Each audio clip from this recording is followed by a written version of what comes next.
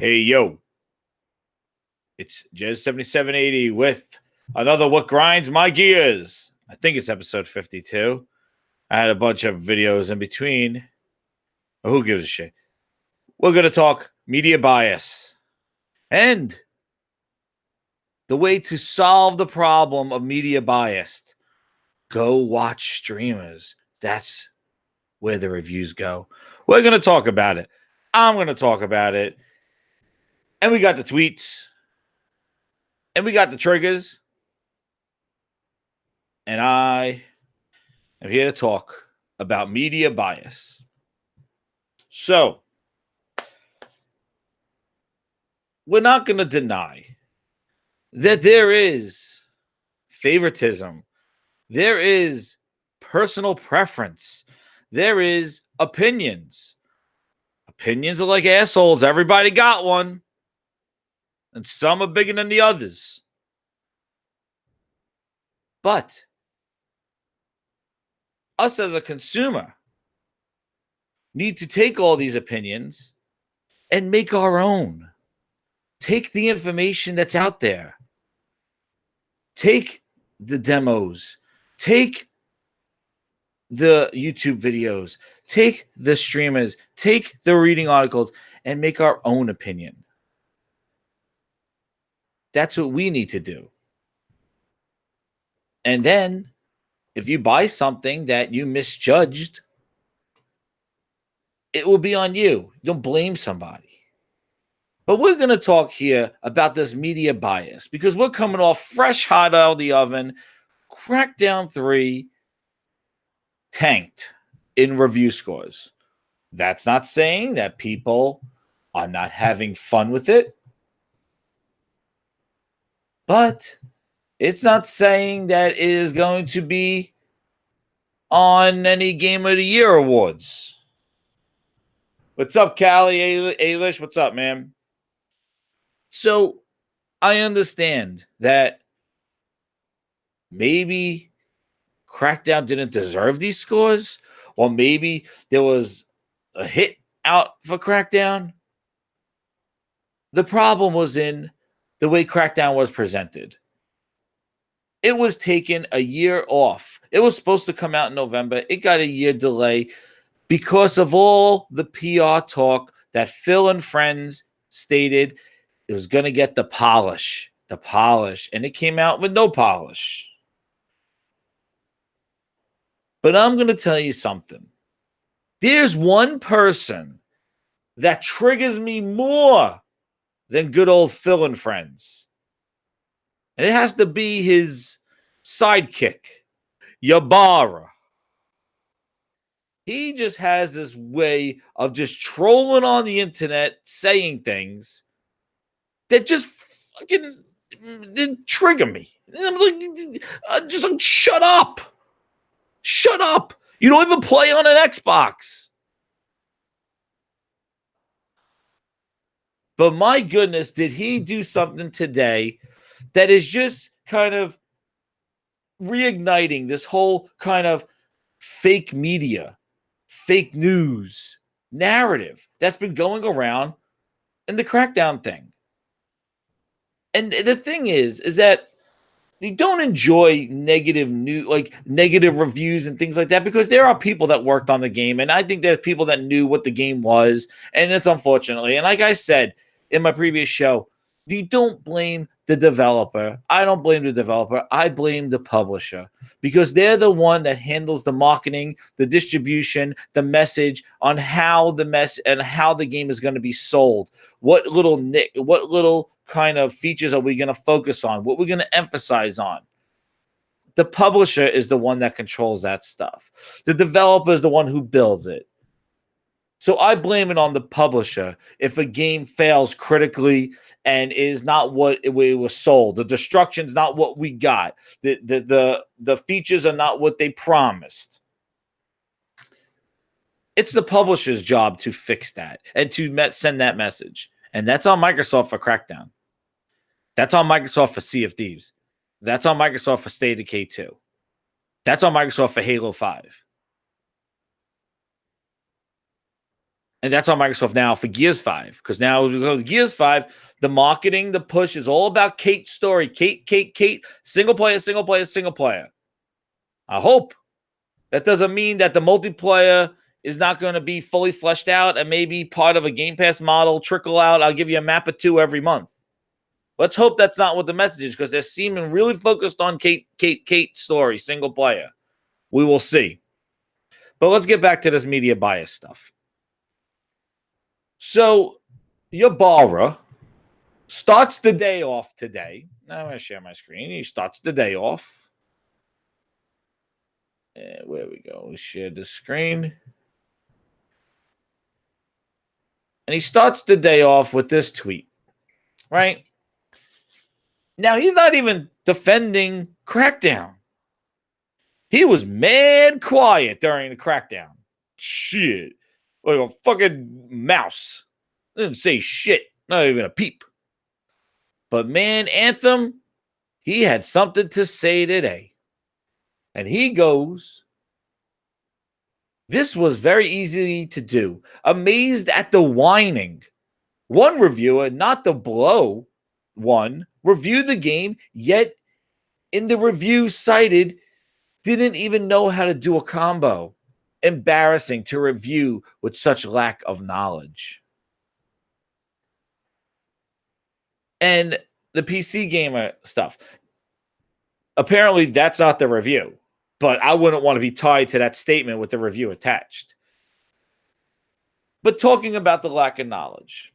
Now, I do agree to some extent that maybe the pre-work that a reviewer takes maybe is not the best.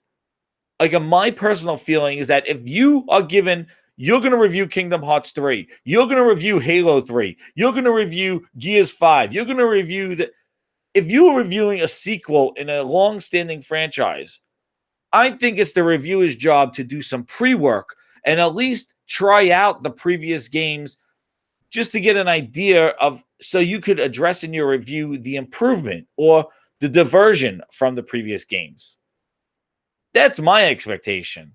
Like, I don't think you should just jump into a game on the 5th version of it and be like, I'm just going to not talk about this game and how it relates to and how it's changed. I think that's important because that does address the people that have been following it. Now, he's saying here that they have lack of knowledge in doing reviews. The issue that I have, the problem with Anthem, and we've seen this before, is that it is coming out in all different phases. It is out right now for PC players, the full game. It's 10-hour trial on Xbox. Then it will be available on Friday. He's saying a lot of the bugs, glitches, the things that people are complaining about now in reviews. He goes on because this doesn't stop. He goes on and on and on about, and he says, yeah, it's not even out until Friday. The problem is that EA is charging people to play the game early, either through subscriptions, through EA Access, through Premiere, through extra money, throw extra money at EA to play the game early, just to play a game that's not going to get patched until it officially releases on day one on Friday. So you're paying early to play a game that's broken or that has a bunch of glitches and bugs that are going to be fixed on day one. And they're charging money for early access to think that you're special. Meanwhile, you're basically beta testing it a few days earlier because they got it all fixed on Friday. So I think it's fair for people to go out and review and bomb the game as if that's what they're playing. If they're playing the game and there are bugs and glitches and shit's not there and all this other stuff, you can comment all you want. You're not playing a beta. You are playing the full release game. It just happens that EA says that's not day one to them. Day one is when it releases officially. No, fuck you, EA. You should have the day one patch available when your game is early released on day one. So the PC people who are playing the game get the benefit of that day one patch. You play it for a week with all bugs and glitches, and then it gets fixed a week later, and you paid a subscription. You paid extra money for that. That's horseshit. That's bullshit. And then you get apologists like this dude that's just like, What are you critiquing? The game is not even out yet. Really? Don't have to be negative. It's going to be patched in this monstrous day one patch. Well, that's on fucking EA. Okay? If EA is not going to have a day one patch ready and all these people are going to come out and shit on the game, then they're going to shit on the game. And apologists cannot be coming out going, oh, the day one patch just said they're going to fix it. They're going to fix it. I'm talking about what I'm playing right now. And I could comment to what I'm playing right now. So I wouldn't be going at those people, Yabara. I wouldn't be going at those people. And people just went at him. This whole thing just goes crazy. Going like, it came out already. Dude, the game came out on the 15th. And it has a lot of problems. They paid for testing bugs. This is what happened. So this is EA again. EA with their bullshit. And there's people that want this game to be, there's people conforming to it going, oh, well, why the negative reviews? It's better than what it is. You know what? You can't make a amazing food out of shit ingredients. Okay? If this is what they want to present to people with the bugs and everything, and nonetheless have people pay for it, this is not free. Then they deserve all the hell that's coming to them. And that's their problem. But then comes the real fucking thing. The real crazy ass shit. Then they go, hey, buddy, what are your opinion on the game? What's your review? And then he states this. I don't do reviews because everyone enjoys different things. I suggest modern reviews. You should be watching streamers play a game, doing the demo, listening to your gaming friends. Watching streamers? Watching streamers. Really? Because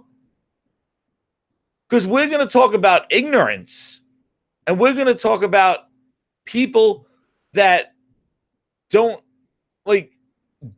review games. First off, I don't know what streamers you guys watch.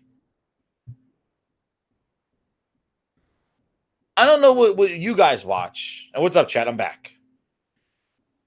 But when I watch a streamer play the game, first off, they don't look like they're having fun at all. They got a doofus face on their looks, and they're just staring at the screen. They don't look like they're not reviewing the game. They're not going, well, this feels good, and I like this, and this mechanic works. I rarely hear that.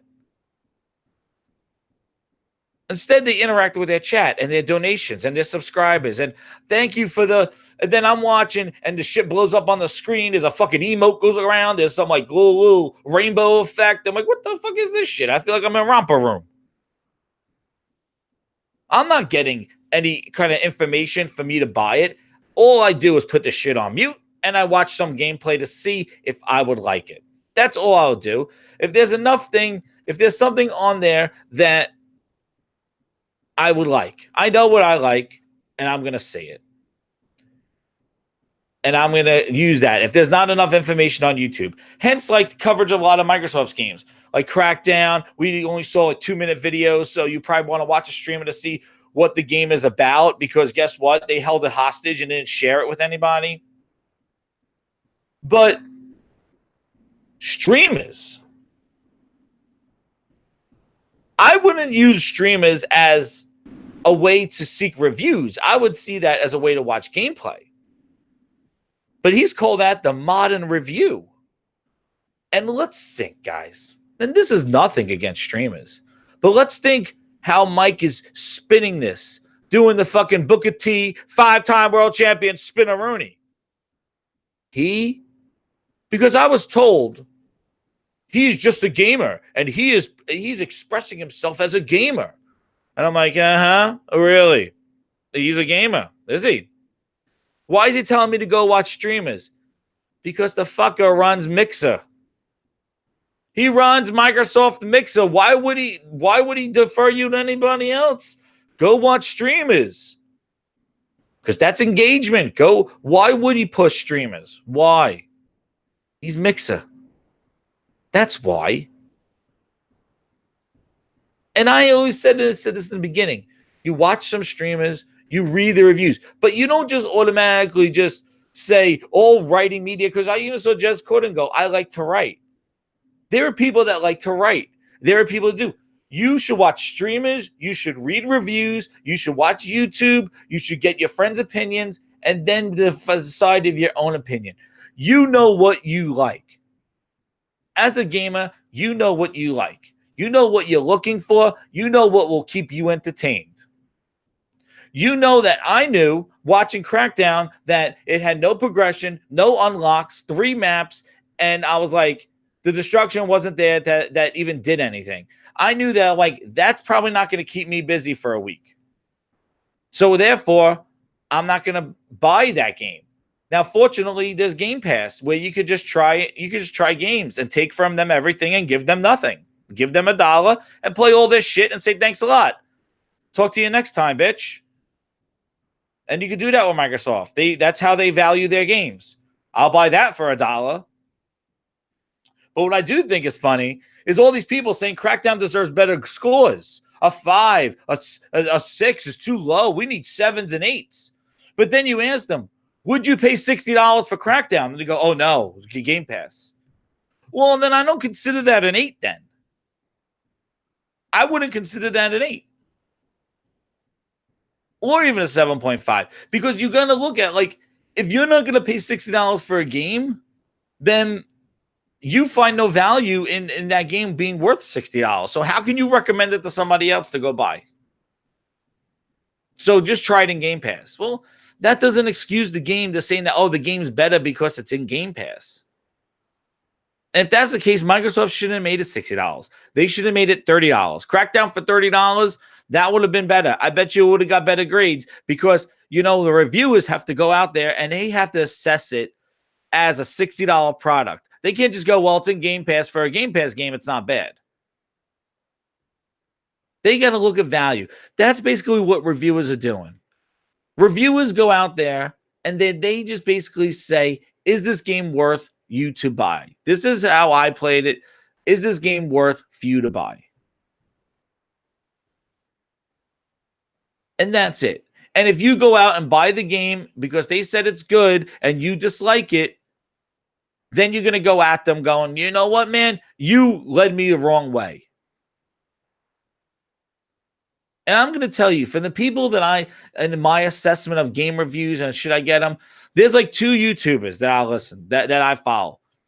ACG and Rand. Those are the 2. They're honest. They are on point with how they feel. And I know what kind of games they like. So, and I can see that if that's something that I would like. I don't just go, ACG said it's a buy, I got to go buy it right now. Or Rand says this is a game, I got to go buy it. No. But I value their opinion because they're consistent. They give their opinion. They don't go like they go, I like it, but you might not like it. And they are very honest with their reviews. And those are the 2 that I follow. ACG has amazing reviews. And I think that you listen to it's a culmination of a lot of things. But my thing is that when we say media bias, Angry Joe, I'm going to say Callie bringing up Angry Joe. Angry Joe is just funny. I think he's creative. I think watching his stuff is funny. But I really don't value his opinion on what games he likes and all the other shit. Like, I just watch it for his entertainment and jokes. Like, I think that's entertainment. That's taking game reviews and putting him in an entertainment spin. But if I'm really interested in a game, I want to know if I'm going to like it.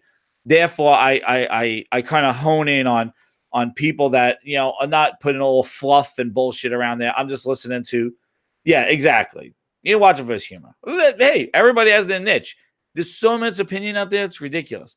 But my thing is, and when we talk about media bias, when you look at a game like Crackdown that people feel that it got unfairly reviewed, and I think Anthem is going to be the next victim of this. I think people are going to feel like because they built up hype themselves for Anthem and can't imagine that Anthem is going to be this flop. I didn't pre-order Anthem because I needed to wait and see what this game was. I was not falling into the EA twist, fucking M. Night Shyamalan twist at the end going, oops, yeah, that's not what this game's about. But when people do these reviews, when you have a universal disregard for a game like Crackdown had, like it had a lot of negative reviews. Like there are 3 multiplayer maps.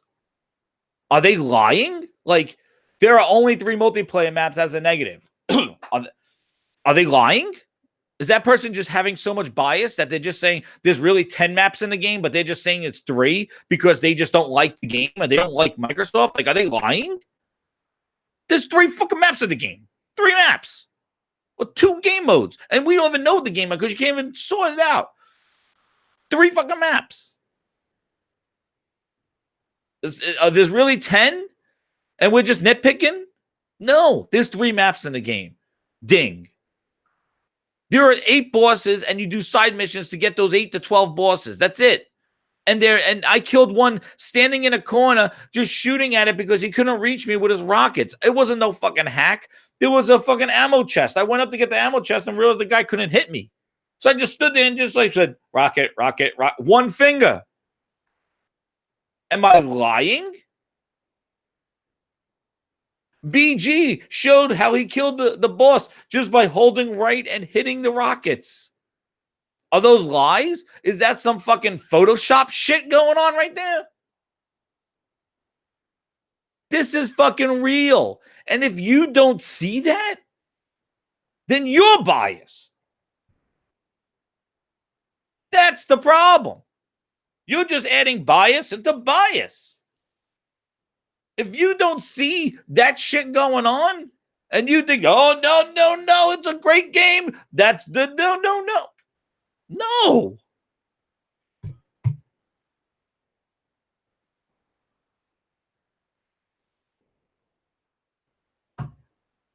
I understand. If you choose not to see it, then don't see it.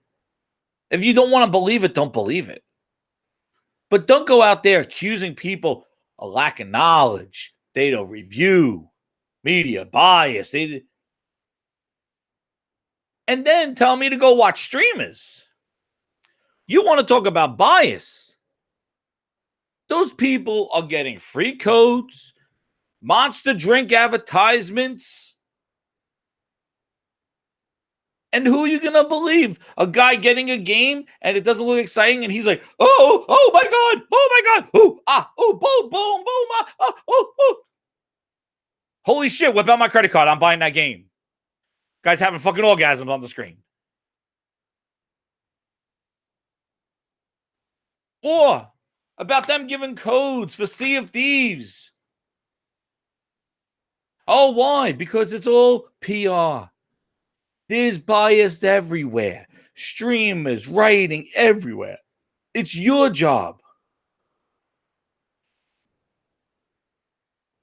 It's your job to put it all together.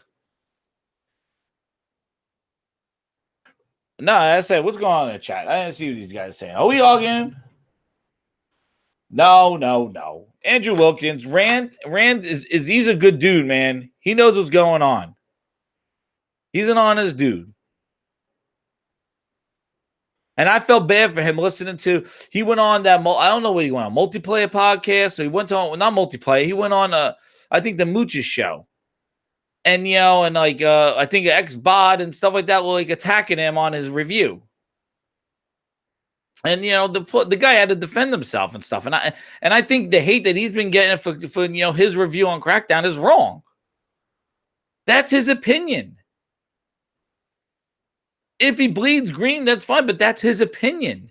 If he's an Xbox guy, just because it's an Xbox game doesn't mean that it has to be spoon-fed. If he disagrees and how he feels about it, you got to respect that. And you should want that from everybody. Everybody just to be who they are and how they feel. If they don't like a game, they don't like a game. If it's like an amazing game and they don't like it, then hey, don't like it. And just like if people like Crackdown, don't go at them because like you like that game. You don't know what good game is. Like, that's not right. But the thing is that if you think it's a good game and you go tell everybody that they're wrong, and the majority is saying the majority and the public consensus is that the game is not very good, just keep it to yourself because you're not going to change the public opinion of the game. And you calling people bias and all that stuff, that's not chill, man. That's not right. And I said this the last time. How do you buy games in public, right? When you go buy a game and your friends go, dude, that game sucks. Okay, man, I won't buy it. Dude, I heard that game sucks. Dude, that game doesn't. It's short. Should I buy this one or this one? I heard that one's awesome. Go buy that one. That's it. That's it. There's no fucking like frames and oh, yo, man, this runs at 1080p. This runs at 4K. The checkerboards. And you're not sitting there with two games in front of GameStop or Best Buy going, hearing that shit. You go, yo, that game sucks. Go get that one. Okay, thank you. And now if the guy doesn't want to research it or the girl doesn't want to research it and just wants to be told what to buy, that's on them. If they don't like the game, hey, man, you just took somebody else's opinion. You didn't absorb every other thing and see if you like the game. Like if I get a game and I play it, I don't get mad at the people who told me to play it because I know that I've gathered all different opinions. I looked at all the reviews and if I was really interested in buying it, and I bought it. Then that's on me if I don't like it. Shit. I remember, what game was it? Fucking what is it? A zombie game. Oh, it was the one with the hotel that was like Borderlands. I forget. Not dead. Help me, chat. I'm drawing a blank. What the hell was it called? The sequel's coming. Not Dead Rising. What was the zombie game with the hotel? And it was like open world, like Borderlands style. They're supposed to come out with a sequel. I forgot what it was now. Oh, shit. Was it Dead? I'll figure out. Dying Light. Thank you. No, what was the previous one? What was Dying Light based off of? What was it? Dying Light was incredible. But before Dying Light, what was it called? That it had the two of them. It was that incredible trailer with the zombie and the hotel and the kid out the window. What the hell was it? Dead Island. Thank you. Dead Island Riptide. Yes. Dead Island Riptide. Holy shit. Let me tell you this. That game went down in history, in my history at least. I returned that shit the same day. I bought that thing brand new, Dead Island Riptide, because I like Dead Island. I thought Dead Island was really cool. I liked that it had that Borderlands style. I like the visceral of hitting with the. I use the stick, like swing and stuff. Now again, Jez, you're a nutcase. Who the hell likes Dead Island? Dead Island sucks. What's wrong with you? You know what? That's your opinion. My opinion, I like Dead Island. So I bought Dead Island Riptide. Holy shit. About an hour into the game, I got stuck in a spawn loop where I had a boat and the boat got stuck on the other side of the river and I could not swim to it. And I would have to play another hour of the game, which was not very exciting. I took that game back that day. They gave me $25, kicked me in the nuts. I paid $60 for it, and it was my loss. But my goodness, Dead Island Riptide. Oh my God. I knew same day. I usually give games like a 2-week. I used to always do like a 2-week thing. Like if I wasn't playing the game after 2 weeks, I would go trade it in to get my max trade-in value so I could buy a new game. That was my MO. That's what I would do if I was not playing the game after 2 weeks. I would give it 2 weeks. And if I said I'm not going back to it, or I'm playing something else, and then I'll say, okay, I'm trading it in, get $27, $32 back or something like that, and you go put it towards a new game. That was the way I survived, like, my habit of wanting to play everything, because I play everything. But man, that game, back that day, I took the L, both in my wallet and with my time. But man, that was on me. I thought I would like it. I liked the first one, and I thought I would like it. And or people like, it's glitchy, it's buggy, and you're like, yeah, you know what? I'll play it. I like the game. I'll play it again. Hey, I know Twitter and all that stuff wasn't around, but man, you can go in there and be like, oh, media, you told me it's a shit game. I like it. It's a great game, and it sucks. Like, the thing is about this media bias stuff, and shout out to 25 guys watching, 25 guys and girls watching, hit like, send this video out. But the thing is that when you have media, when the media is out there, and you know, I do agree that there is something out there. And I'm telling this to Kid Smooth. I'll tell him in the chat. I do agree that there is some crazy shit out there. There are people that either just hate their job, don't want to review things, like half-ass it, don't finish the game. Like, I remember the Resident Evil 2 review. We only finished like one thing of it. There is some bullshit out there, and we need to call that shit out. Now, whether that's bias or not, I just think that it's people that I think that the passion's not there. I think that maybe the job or there's other things going on that maybe erase the whole, like, the passion about it, that maybe they don't want to play the game, or maybe they got to get a deadline in and write the review, and they have a shitty editor who takes forever to review. There's a whole bunch of different factors of it. But that's not a fair review. And that doesn't do justice to the people that made the game. You know, these developers and stuff work very hard on these games, and then just to have some fucking, like, some kid that's in San Francisco that's living in a fucking that's living in a cot, trying to get a deadline down, and he's copying other people's fucking reviews so he can meet his deadline. That shit needs to be stopped. I wouldn't call that bias. I would call that people not doing their job.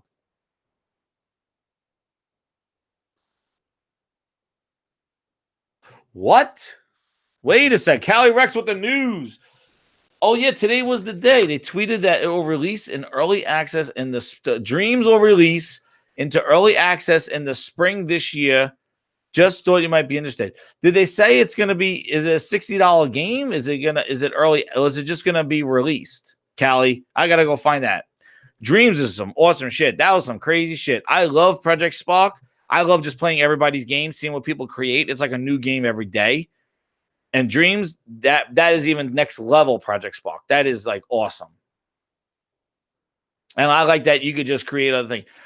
What? $35? Oh, that's awesome. I can't wait. Dreams is friggin' great. That game or creation builder, man. That brings me to the thing. Remember when Xboxes were supposed to be dev kits? How did that turn out? Yeah, they did do us dirty at that Conquer thing. That was a tease and a half, man. Just make Conquer. They're like, oh, make your own Conquer levels. And then there were people start making Conquer, and then they go, oh, and then Project Spark's done. We got rid of Team Dakota. They're gone. Thanks. Conquer went with them.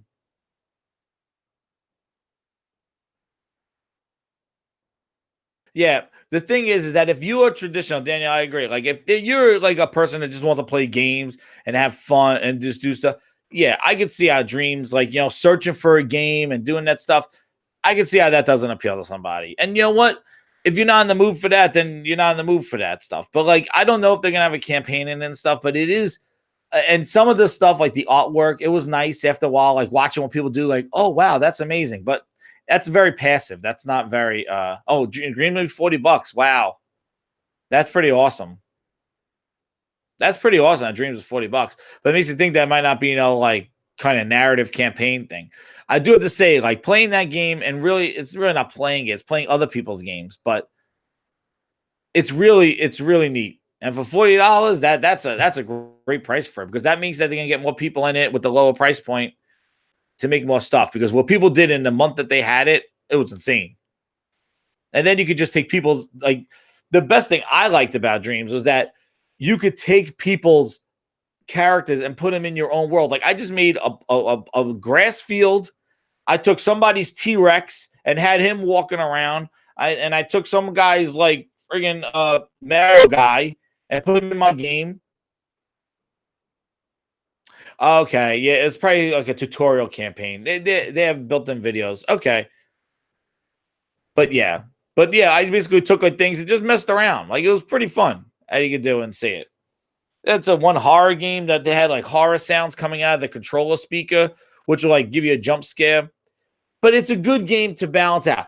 That is no game that's like, yo, I want Dreams, and yeah, I'm good till next year. No. You give me Dreams, oh, and then give me Days Gone. Sprinkle in a little Ghost of Tsushima. Sprinkle in a little Last of Us. Like, that's a lineup. And that's what I think Crackdown was supposed to be. Like, if Crackdown was what it was supposed to be, and it came out with the Halo, or like it did something, like Crackdown was never meant to be that game that got carried for so long. They wanted it that way. And if they wanted it, then they should have invested more into the game, because they could have made a good campaign. There's a good foundation in Crackdown 3. It's just that it's lackluster in its game design and in its mission structure and all the stuff. Like, there could be like so many different types of missions. There could have been like escort missions. They could have been like, not even if they don't have the power of the cloud, they could have had some destruction. Maybe like one of the main towers in the game would a boss fight would include destruction in their tower, that you bring down their tower. Like, there could have been so many other things, just like Sea of Thieves. Like, and that's the problem with these games. Like, they're not 20s and 30s and broken games that are just like, you put in it's just horrible. But they're right on the cusp of being, they're just like, they have a shell of a good game, but it's not fully thought out. And I feel like a lot of those Microsoft games that got those low reviews in the 60s and stuff, like Sea of Thieves, State of Decay, and Crackdown, and even Quantum Break, like, they had elements there. But I don't know what happened with the head of studios, game designs. I don't know. Money, time, I don't know. But they didn't need, and that's the thing. They all need another year to cook, and not a year of delays, but a year to really make the game bigger and make the game more established and make the game more engaging. And that's where and that's why I think it was funny, because I tweeted out that thing yesterday about the most discussed games. And the most discussed games was like Sea of Thieves, Crackdown. It was, Sea of Thieves was like number one, State of Decay 2. And I think because there are some people that are like, this is good. This is good enough. But I think there's a lot of people that's left with just empty expectations. Like, this is not the quality that we should be getting from first party, especially when Microsoft themselves are pushing the most powerful console and you got the most supreme tech, right? You should have the games have the same level of supremacy that your $500 console has. And it seems to be mishmash where these games are kind of half-baked coming from your studios, but you're making a full-price $500 elite controller, elite console, but your games are half-baked. The software is not meshing with the hardware. And that's my biggest problem with it. Like, you should be the best. And, it really is like, looking at, and, I don't know if the media, and I'm going to tell you something, media bias, speaking about Dreams and media bias, I'm going to tell you something very interesting. Just look, I want to go watch Giant Bomb play through Dreams, right? And in the beginning, they're like, oh, these are one of these creators. They're very skeptical. They're like, oh, these are one of these creators. Jeff Gerstmann seems to be like, this game's pretty good. But he's a little skeptical about it. Everybody's like asking, joking around, like, what's this? Oh, you can do that? Oh, and as you watch the stream of Giant Bomb reviewing the game or hands-on with the game, they're basically, you see their mind being changed as they play it. And at the end, they're like, wow, this is awesome. This is cool. And you're kind of seeing that with the public on Days Gone. At first, it was just like a demo, like, oh, a bunch of zombies running and hit you. But as Sony keeps releasing more and more information, showing the depth of the story, showing what the character can do, showing the different enemy types, selling you, seeing you piece by piece, you keep thinking, wow, this is a much bigger game than we thought. And now people are turning to go, wow, maybe Days Gone is not going to be, might be a sleeper hit. It's not going to be just a who cares. And maybe it won't. But the perception is that it's growing. The hype is building towards it. And then you look at what Microsoft did with Crackdown and what they did with Sea of Thieves. That game was under an NDA beta for over a year. Dreams had an NDA for 3 days, and then they dropped it, going, share it all. No, I haven't seen that. He ripped Anthem apart. I know Jeff Gerstmann had Daniel B. What's up, man? I heard that Jeff Gerstmann did have a problem with the end game. Well, like just there's a game breaking bug where, not game breaking bug, but in the campaign, you basically have to like start doing headshots with a certain gun and even to proceed. Like they give you a bunch of like basically stupid missions to lock the game, to make the game seem longer than what it is. And I saw his tweet about that, so I'm sure he's upset about Anthem because, that's artificially creating length to the game. I know they did a little bit of that in Gears of War, where they basically, you would just do like a horde mode in the game, and you'll be like, "What's this?" There's no point in it, but it's basically just extending the game. But my thing is that reviewers and all this other stuff, you look at Forza Horizon 4, a well-reviewed game. There was no yelling about the media was wrong and all this other stuff. Wow, I got to listen to that one. But even Anthem, when I saw that I couldn't get into the weekend of the beta, I was like, this game sucks. I didn't have to play the game. I would be like, they are not ready for an online game and having the servers break during a beta. And people are like, well, that's the beta. Well, guess what? This wasn't a free beta. People paid money to play this beta, and they let us lose a whole day. That's not fair. Meanwhile, Apex Legend gets stealth released on fucking like 3 different consoles, PC, Xbox, and people are leveling up to like 50 that night. There's no hiccups. And they're all from the same publisher. Like, I don't know.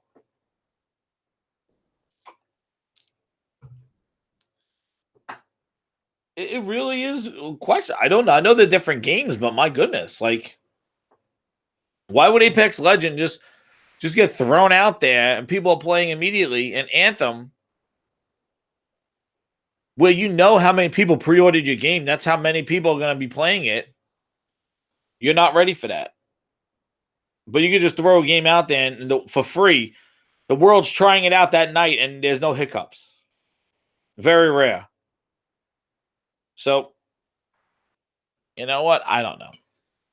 But again, I think Metacritic as a aggregate, that's why Metacritic exists, because it aggregates the ratings.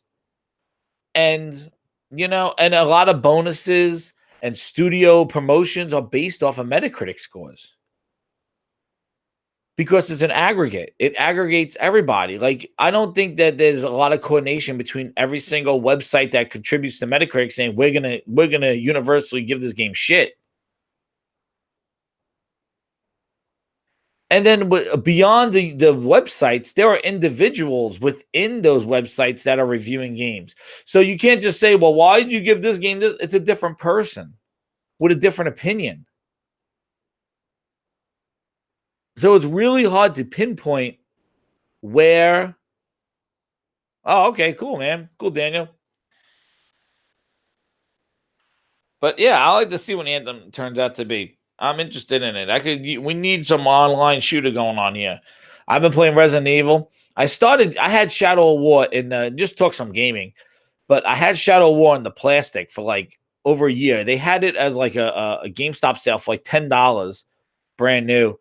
I started playing it, and I'm about an hour into the game, and I'm just like, I don't know if I'm feeling it. I think it doesn't look that great. I know it'll look better on the X, but I just it's like I just don't. I'm not feeling it. I think it's too much. There's too much crap, and it just reminds me too much of the first game.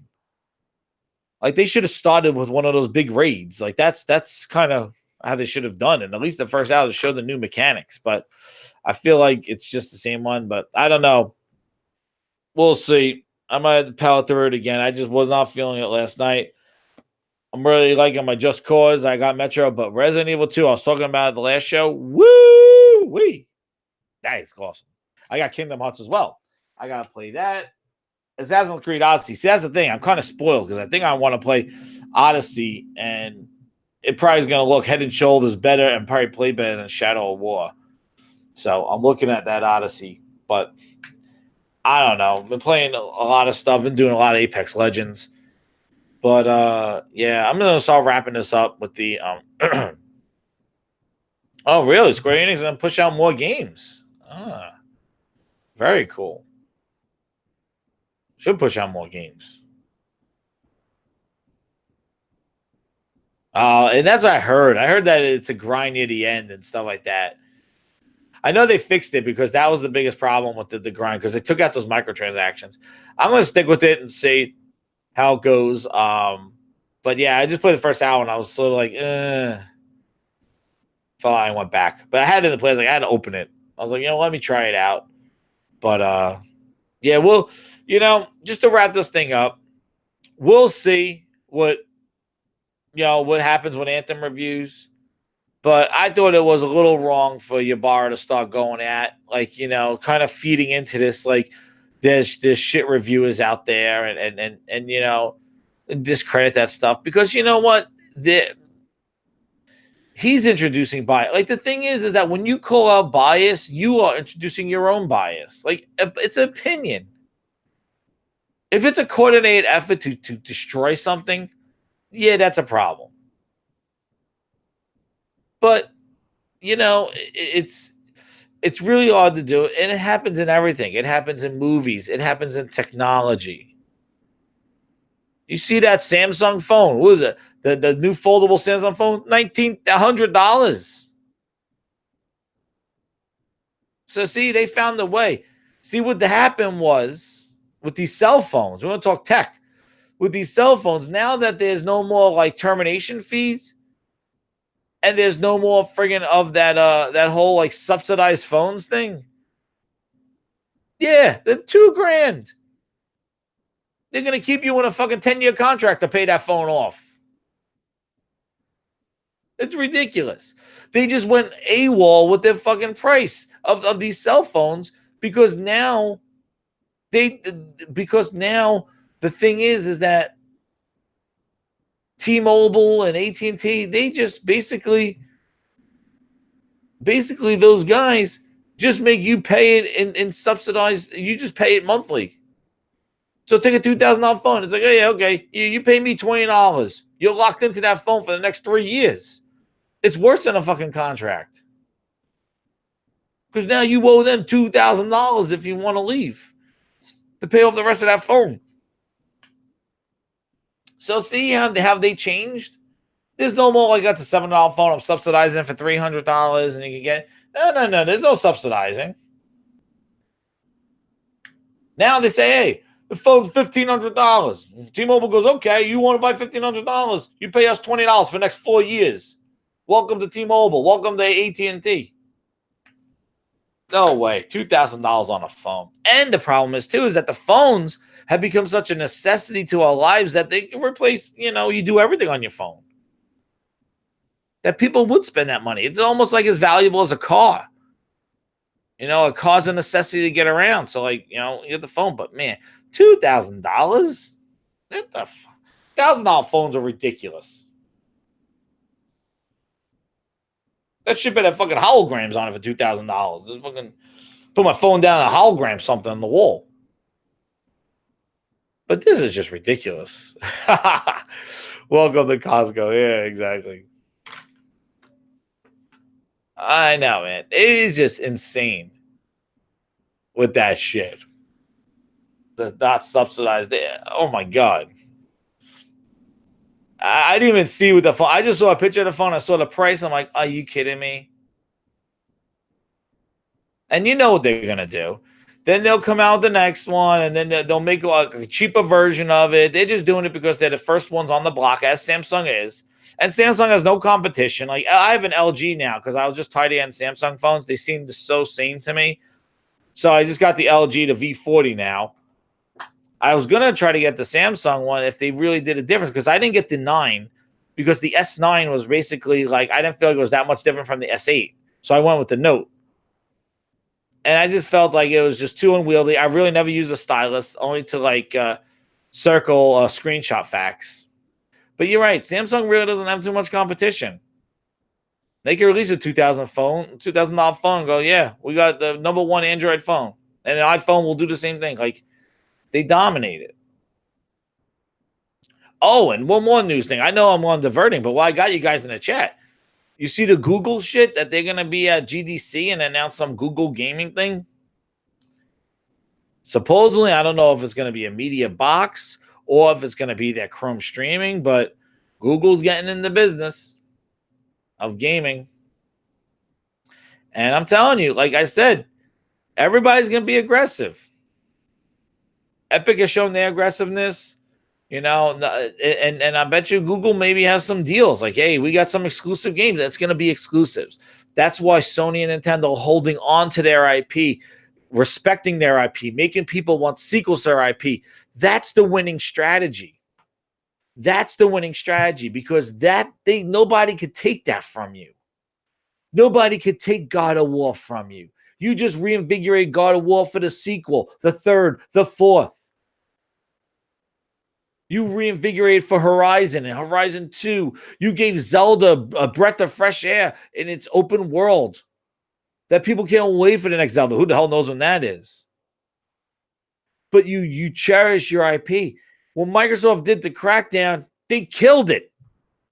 They fucking killed it.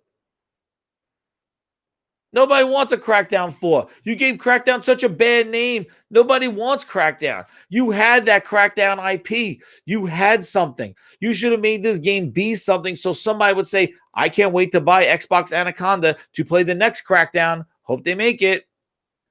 No. They flat out destroyed their IP. And when Google now is entering the market, and Amazon and Apple, everybody's going to have their own hook. Because if you can play Assassin's Creed on Google and Xbox and mine, that's not going to differentiate people. People are going to come with their hook, either features or games. And Nintendo made their bed, Sony made their bed, and Microsoft is fucking ripping apart the bed, and there's all feathers all over the place. They're destroying all their IPs. Sunset wasn't this, but they get Quantum Break, that takes a hike. Didn't even want to buy it. Crackdown was their own IP. Shit. Killer Instinct, where's the next level? Killer Instinct was the only IP they did justice with this generation. And yeah, and Halo, Gears, and Forza are running long in the tooth. I know. The cover of the Crackdown 3 looks like a guy. He's saying goodbye. That's right. His hand's like, see ya. You're not going to see Crackdown 4 again. But they could have did something with it. They could have reinvigorated their franchise. But they don't see it that way. Instead of Microsoft holding their franchise tight and developing it and making you want to be on their platform to play their franchises, they're going to put their franchises on everything. Which means that you could have your cake and eat it too. You could play the amazing exclusives from other competitors and meanwhile dab into Microsoft stuff. And they're okay with that. It's just it's mismessaging when you offer a competitor to that, bro. Then just get out of the console business and just go third party and call it a day. Just put your games on a PlayStation. There's your console. Just call it a day, because you're not really doing anything. You're not growing the market. You're just making people not go anywhere, because nobody wants to buy your platform because you put all your stuff everywhere. And it sounds good on paper, but in practice, it doesn't seem like it's working too well.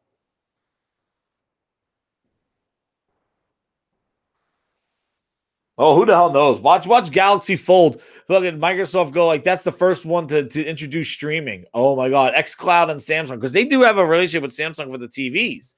Holy crap! You imagine Microsoft like buddies up with the $2,000 phone to play xCloud? Oh my god, I can't even. Yeah, let me strap my $60 controller to my $2,000 phone and walk around the Starbucks to play a game streamed at 720p on some bogus ass Wi-Fi Starbucks network when you could buy a $400 console and play it at home. What's up, Karen? How you doing, man? But I'm sorry, man. I'm gonna be wrapping this up.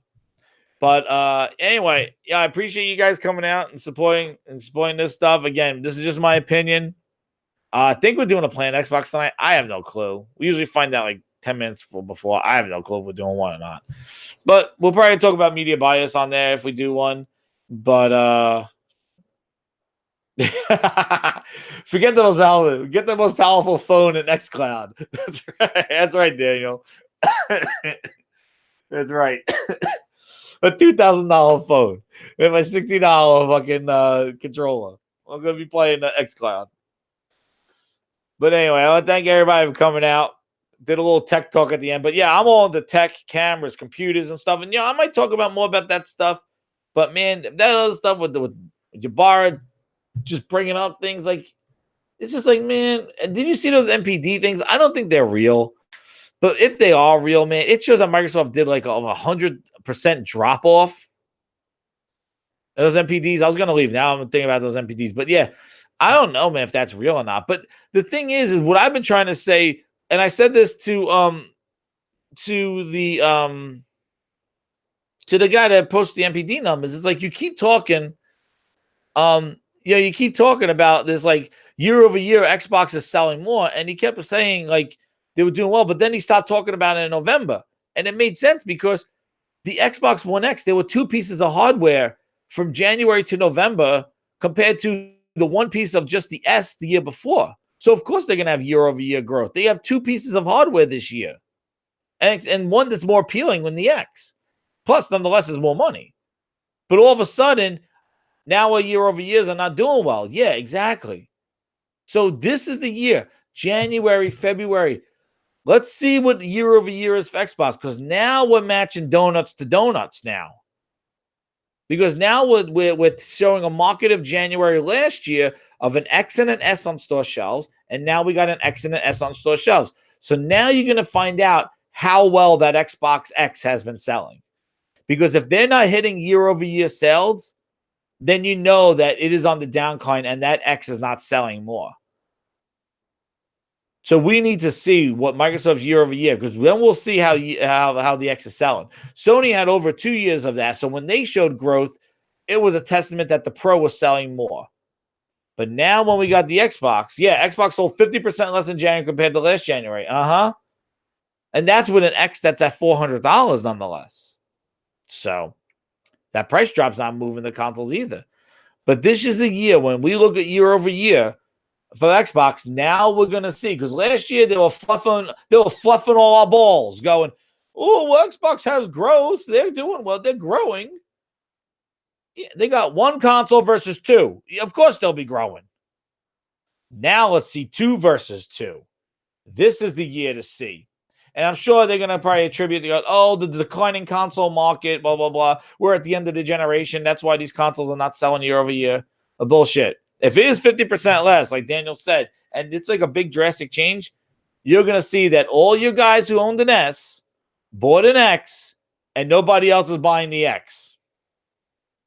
They have saturated their market because if they don't do year over year. But anyway, hit the like button, share the video, guys. We'll see what goes on with MPDs. I don't know. But anyway, I want to thank you all for coming out. This is what grinds my gears, and I'll talk to you guys soon. Definitely put what grinds your gears in the comments, and I'll talk to you guys later.